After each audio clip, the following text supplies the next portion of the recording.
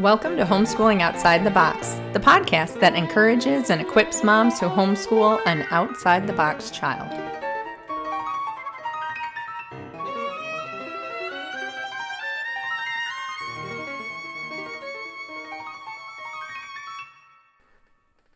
Hey there, I'm Cindy Renna. Thanks so much for joining me today. We are going to continue on with our series about homeschool rhythms. We are working our way through the day. We have covered morning time. We've talked about narration. We've talked about getting ready and group work. And the last episode, we talked about individual work. If you missed any of those, I'll link to the individual work in the show notes, and then you can track down the rest of the series from there. And so today we're going to talk about read-alouds. So read-aloud for us happens during lunch and also in the evening. So that's why we're on read-alouds, because that's the part of the day that we're on. We're on lunchtime. So reading aloud is really, it's a crucial part of your homeschool. Now, you can read aloud even if you don't homeschool, and it would be a crucial part of your day then too. But why in all of our busy day do we need to really make sure that we have time for reading aloud? Okay, and just to clarify, you might be thinking, well, yeah, I read aloud our history, or I read aloud our science, or we read aloud poems, and those are fantastic, and we do that too, and that's good. But I am specifically on this episode talking about reading aloud literature. And specifically, I'm talking about picture books and novels. So let's start with what might be an obvious question. Why should we read aloud? My number one answer to this question is because of relationship. So when you read aloud a story together, you and your children have a shared experience. So these people become, or these characters become, a part of your family culture. You know, you get to know them. You've been to the 100-acre woods together. You've traveled with Frodo, on his journey. You're all heartbroken when Beth dies in Little Women. You all rejoice together when Scrooge turns into a good guy and changes his life around at the end of A Christmas Carol. You all stand in awe at Aslan and cheer for the kings and queens of Narnia. You all wish to travel to Neverland together, or Wonderland, and you all wonder, maybe Mom in particular, if Mary Poppins will show up one day. So relationships and that shared experience is my number one reason for reading aloud together. But there's more. The other great benefit is vocabulary.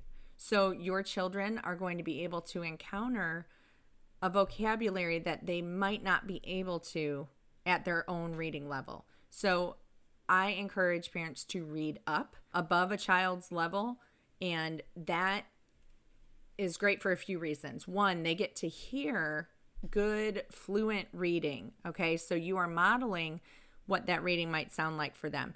You get to introduce them to those vocabulary words that, especially when the children are younger, are not going to be in those early readers. A lot of those words they can't handle yet, and so they're not available. The other thing with vocabulary is a lot of the books we like to read are some of the older classics, and the vocabulary is much richer in some of those books than in the average book that your child might pick up at the library. So you're exposing them to great vocabulary. You're also exposing them to really great ideas. So again, with this idea of reading up, or reading a story that really can benefit the whole family, no matter what age the children are, those are going to be your really solid stories that have great ideas in them. Another benefit to reading up is that if you are reading them a story that maybe, there's a part that they might be a little sensitive about, or if there's some language in there that you want to skip over, you can quickly edit as you read aloud. Another thing to keep in mind is you're helping struggling readers access ideas. So whereas I'm saying to read up above your child's reading level, that's good. But what if you have a child who's in 4th grade who is only reading at a 2nd grade reading level right now because he's dyslexic? Okay, so now you have this 4th grader who desires more mature ideas and storylines, but he can't access them on his own. So you are the bridge for your child. Audiobooks are another wonderful option for this, where he can kind of set off on his own. But if you're reading aloud, keep that in mind. You're also able to help him access those stories that he can't on his own yet. And the final reason to read aloud is it helps your child identify as a reader. When you read aloud together, you're sending a message that this family reads. This is a thing that we do that is totally normal. And especially if you're reading aloud, we read together. This is something we do as a family. And so that helps them to really identify with themselves as a reader, but also, this is the kind of family I come from. Those are my reasons for why you should read aloud. If you are not convinced, I'm going to leave some links in the show notes of some really interesting articles I've read. I'm also a huge fan of the Read Aloud Revival. She's got a lot of great stuff on that podcast. So if you're not familiar with that, you can check that out. And then there are some books that I will recommend as well that really helped to solidify my beliefs about reading aloud. So that's number one, why you should read aloud. The next thing I want to address is to whom. Okay, who should be in this audience as you're reading aloud? A lot of times in our culture, we think, okay, you just read aloud to the child until they learn how to read, and then you send them off with their easy readers, and eventually they'll become a reader. The problem with that is that, like I touched on earlier with the vocabulary, a lot of the things that they're reading are not things that are really great. I mean, they're needing to read some easy words, repeated over and over. If you think of The Cat in the Hat, it's a cute book. It's a great start. If you sit it next to Charlotte's Web or A Wrinkle in Time or Little Women or The Adventures of Tom Sawyer, I don't know that it's going to hold up. You can see there's a big difference in those. So if my daughter is able to read The Cat in the Hat, and that's fantastic, and so she's reading that and getting better and stronger as a reader, but at the same time at bedtime, I'm reading aloud The Secret Garden or Alice's Adventures in Wonderland or The Wizard of Oz. Well, then you can see she's getting this really high quality language coming into her ear. And so not only is that good just in and of itself, but it's also helping her to move faster as a reader, because as she hears these words, then she can more easily identify them when she comes across them herself. So that's kind of a no-brainer, though, that we read to the little kids. I don't think you would get a lot of argument from parents about reading to young ones. That's been proven over and over for decades. This is a really good thing to read aloud to your kids, to your little ones. I think where parents start to, veer off a little bit is as the child's in second, third, fourth grade, as they get older, then we think, oh, they're a big kid, they don't need to be read aloud to. But you don't age out of any of the things that I listed in my reasons for why. Okay? They're never too old to have that relationship component, that shared experience.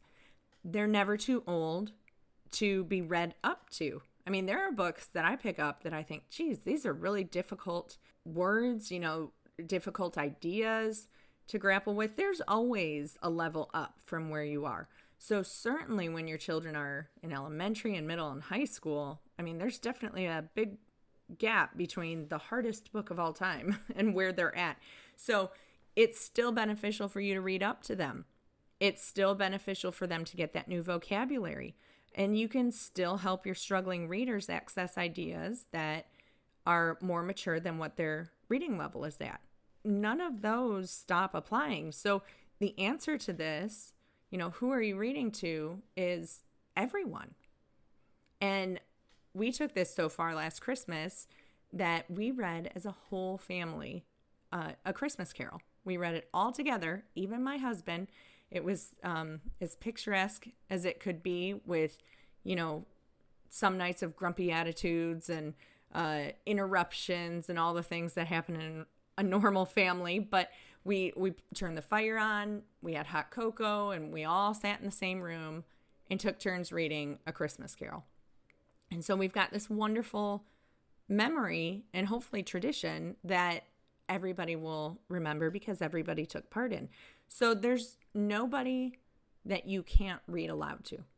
And if you think back to early America, and this is why a lot of the classics are written, you can't put a grade level on them like they do nowadays, where you don't flip it over and it says grades 3 through 8 or ages 8 to 12 or whatever. They didn't do that with, Little Women or Great Expectations or some of these older books. And the reason was because the way those were read back then was sitting around the fire. Everybody from, they didn't have TV, they didn't have iPhones, the whole family, from the baby crawling on the floor to grandma sitting in the rocker. And so it had to be literature that was worth hearing no matter how old you were. So C.S. Lewis has this great quote: "A children's story that can only be enjoyed by children is not a good children's story in the slightest." These stories should be enjoyed by a broad audience. If it's a good story, everyone should enjoy it. Never stop reading aloud. Okay, and finally, we're going to talk about how. My first step is to choose from a great list.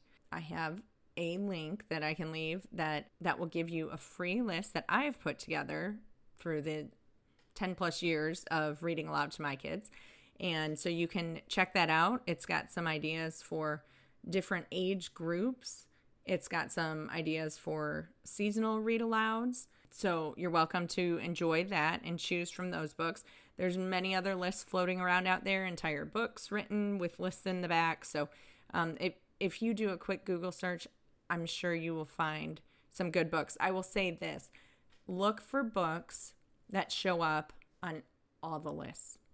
Okay, and that does not mean your kid's going to love that book. You guys could pick up a book that's on every list and you could hate it. So if that happens, try to give it a chance, figure out why people hate it. It might be just one part that you need to get through, just a bump.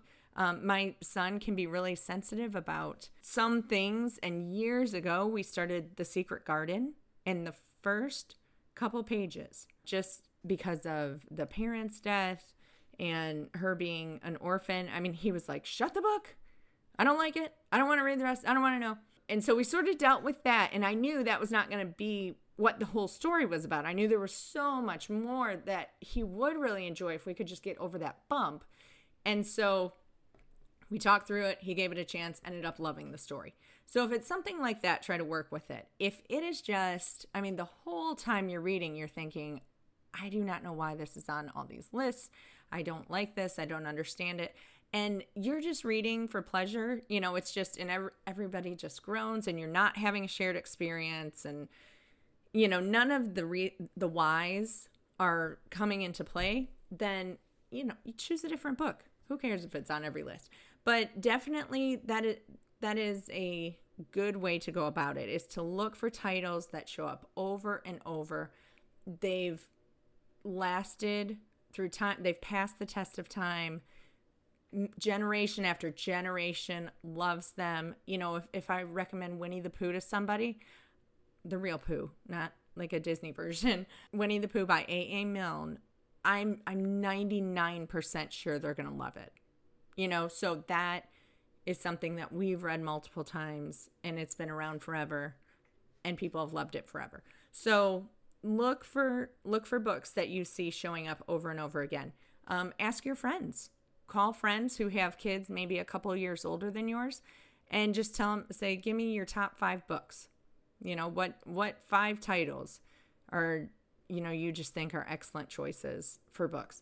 And again, you're looking for literature. So we're not talking about some of the books that the kids might just grab off the shelf at the library, but books that really have a lot of quality to them. That's what Charlotte Mason calls a living book. Okay, so choose from a great list is your first step, and then shoot for twice a day. So this does not have to be long. It can be 5 or 10 minutes. And here's how we have worked this in. This has changed with my kids' ages. This changes with the season. So there's nothing set in stone. You work it into your schedule where you can. But what has always worked for us is to read aloud at lunchtime. And we specifically read picture books at lunchtime. They're a quick win. You get the whole story in one sitting. As the kids have gotten older, we read longer picture books. Picture books really are written for, there's many out there that are written for older audiences, all ages. So we usually will read from a picture book, and specifically we will try to read a seasonal something. So like right now, it's October. We're reading things like Too Many Pumpkins. We're reading the Bremen Town Musicians. We've read The Ox Cart Man, and we are going to read, so this is not a picture book, but we're going to read a few poems by Edgar Allan Poe. So just to be a little Halloween-y next week. But we read The Legend of Sleepy Hollow together. That is by Washington Irving. It's a short story, but it's in picture book form. So we just took a few days. I think it took us a week or two to read a little bit every day. So that all, cater that to your kid's age, to whatever season it is. And then if you're not near a particular season, or you've kind of, summertime is an example where you kind of read the 3 or 5 or 6 summary books, then you just read whatever. There's a lot of great picture books out there to choose from. So don't get obsessive about, fitting the right book to the right time. But if you are wanting to read seasonal picture books, lunchtime usually ends up being a great time. Okay, and then we also try to keep an audiobook going in the car. So this was great, especially when the kids were younger and nobody could stay home alone. So everybody had to go everywhere with me, no matter where I went. So we would always have an audiobook going in the car. So that's another way to get some reading in. And then at different times and different seasons, we've read aloud a novel at bedtime. So this can happen a few different ways. You can do it actually at bedtime, like you go in there, everybody's getting ready for bed, and you read aloud a chapter. Or like we did at Christmas time, it was right before everybody had to go to bed. We gathered in the living room and we read aloud, and then everyone went and brushed their teeth and went to bed.